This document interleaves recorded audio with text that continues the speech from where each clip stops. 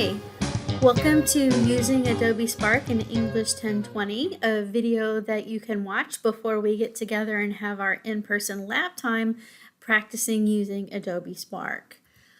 The first question I wanted to address is why use video in an English 1020 classroom that's primarily about writing? And the answer has to do with universal design for learning, a concept that we've been talking about for several months. You remember the UDL principles of one of them is allowing us to present content in multiple means of representation. We remember that students do learn information in different ways, process information in different ways. And if we then can, as instructors, present information to students in multiple means of representation, we increase the ways students can actually engage that content and that material. We also remember the principle of allowing students to present learning, what they've learned, in multiple means of action and expression. So not only can we learn how to use Adobe Spark, but we can show our students how to use it and allow them to show us what they've learned using a video presentation, which can be exciting for them. Now, what does that look like actually in our English 1020 classroom? Well, with our curriculum, we can share images to accompany the text that we have assigned. And one great example is Jacob Riis's images of the slums in the 1920s in New York City. You know, his writings were about racism in New York City. He took those pictures to accompany the writing. And when we were able to share that with students, we increased their opportunities to engage the material. We can also use video to create and demonstrate skills for students. In particular, internal citations is something that students are frequently asking us about. We can create a video for that, and then the student can watch the video as many times as they need to get that skill correct in their actual essays.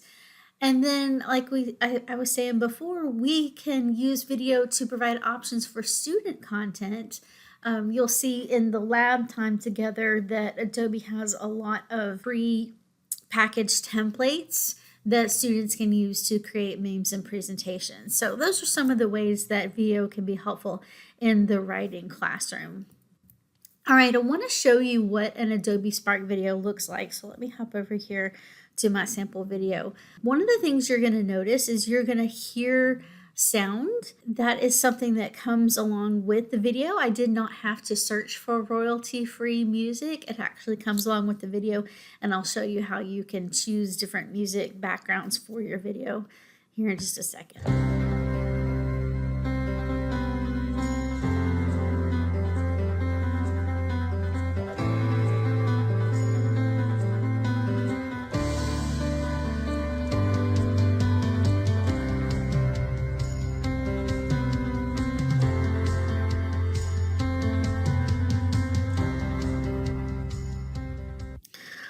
So that's what an actual finished video looks like. Now, how do we get to that? I've got here a sample beginning. I have chosen a pre-planned template that is a lesson template. And one of the really neat things about Adobe Spark is that it shows you prompts on what content to actually include from slide to slide to slide. As you can see, it's a very simple click and make choices. If I wanted to upload a video or a photo, I would click here and simply go through the upload process. If I want to add text, I click text. And if I want to add an icon, I can search from the hundreds, if not thousands of icons they have to offer. I can also change the format of the slide.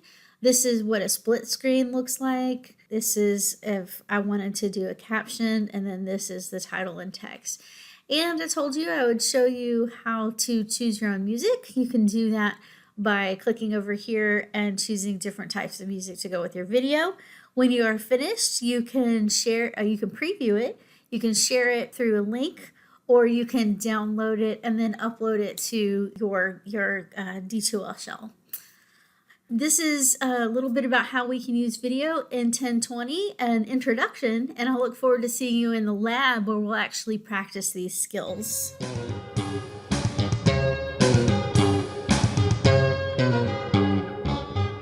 Like to